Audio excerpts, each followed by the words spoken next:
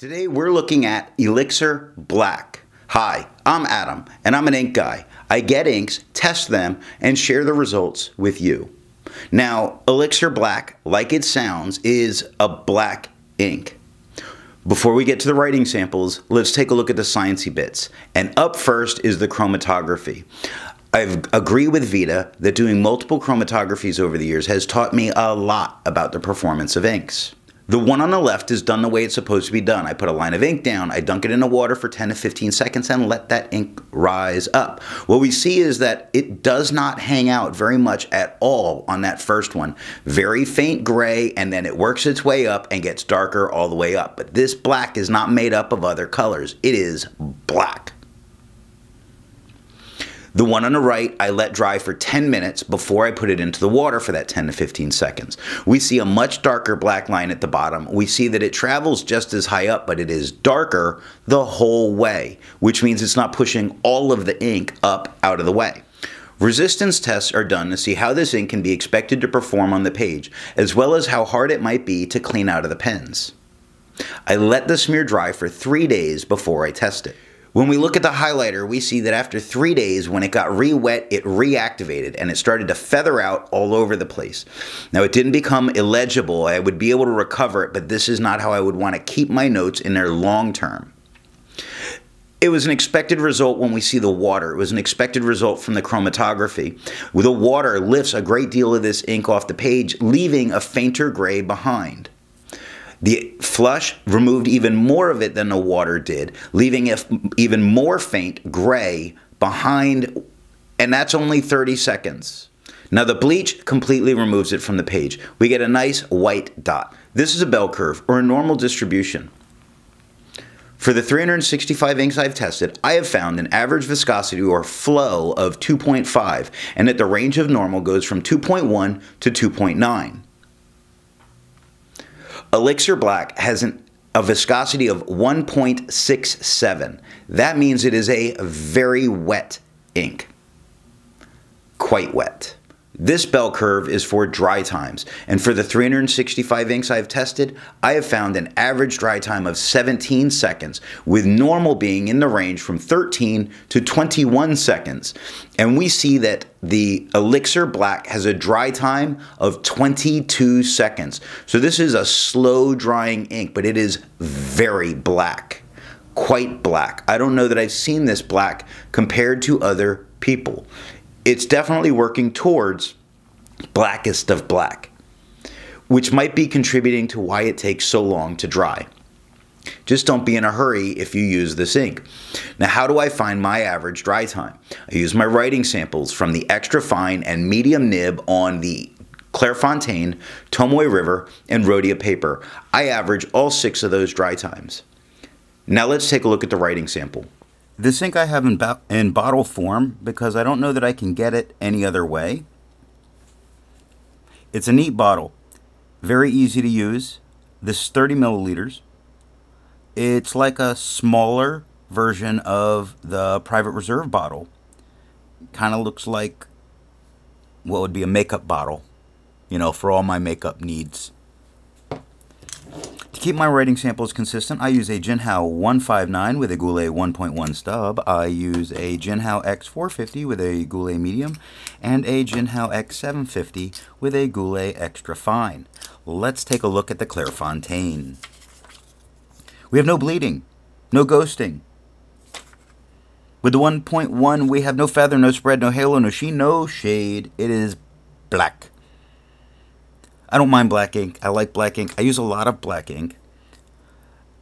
But, you know, for the most part, unless it needs to be water resistant, I sort of figure black is black. Generally. 16 seconds to dry. With the medium, we have the same thing. No feather, no spread, no halo, no sheen, no shade. Black. 22 seconds to dry. Looking at the Scrubby, we see no color variation. Looking at the smear, I don't get to recover that. We're going on to Tomoe River. We have no bleeding. We have ghosting. It's Tomoe River. With the 1.1, we have no feather, no spread, no halo, no sheen, and no shade. But it performs perfectly fine there. That's me having smeared it. With the extra fine, we have no feather, no spread, no halo, no sheen, no shade. It actually looks like it might be a tad lighter, a black, but that could be a trick on my eye because it's a thinner line.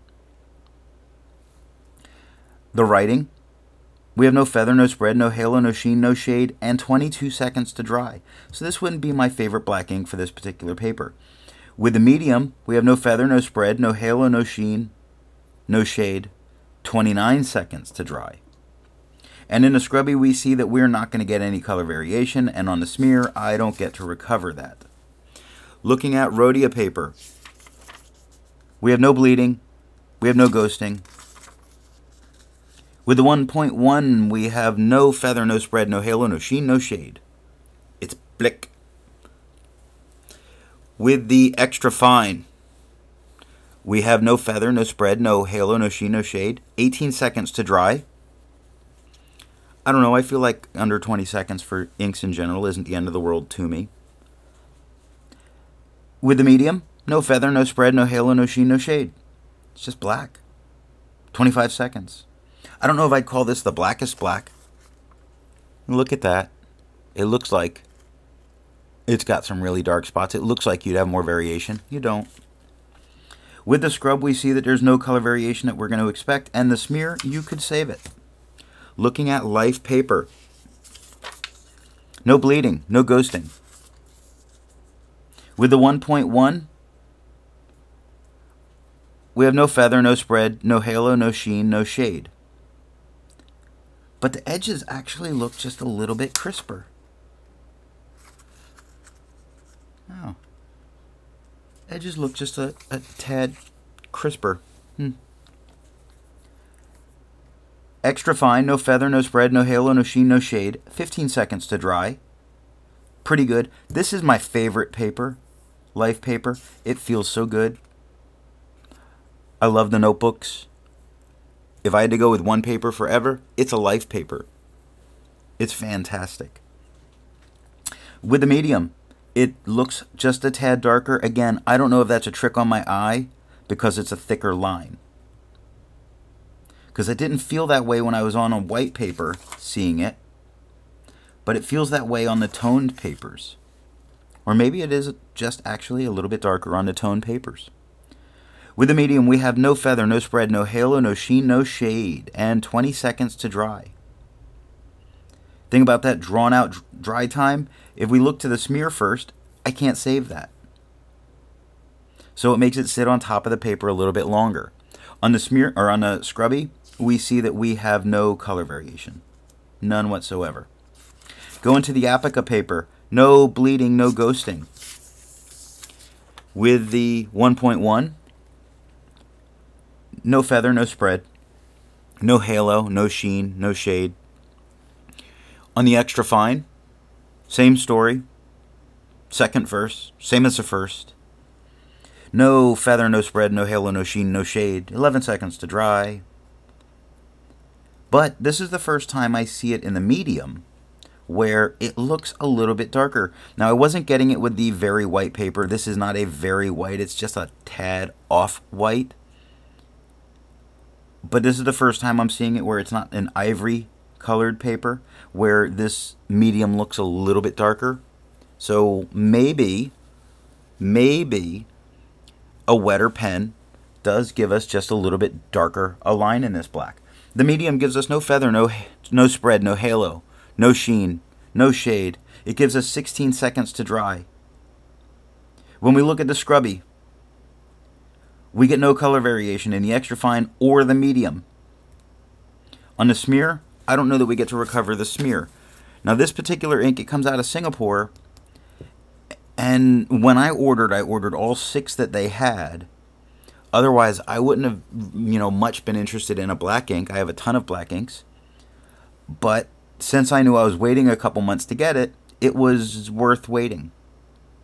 This is not bad. It's not a bad black ink. I wouldn't wait 2 months to get it again. That's all I have for the writing sample. Instead of finding inks that look like Elixir Black, I would prefer to find an ink that will complement that super dark black on the page. And I've chosen the Atramentis Poppy Red. Now, before we get to my opinion on this ink, I would ask if you've enjoyed this video, give it a thumbs up, and if it's your first time here, I would invite you to subscribe. Now, to make sure I have a range of experience with this ink, what I do is I do the writing samples. I then put this ink into a different pen and write with it for a day. I put it into then a Delike Alpha with a medium nib to take my notes for this video. So what do I think of Elixir Black? It's black. It's it. Choose the black you like. I'm sorry, everybody's got a black ink. They're all basically the same, and unless waterproofness matters to you, black is black. A nice dark black is a nice dark black. Yes, this is super dark, but it's black. And I use black ink quite a bit, but it's just black. So now the big question, would I purchase a bottle of this ink? No, I would not. Yes, I do have a bottle. Yes, I will use it up, but I would not go out of my way to purchase it again, only because it's just black. There's nothing special. We're not missing anything. It's okay. Thanks for watching.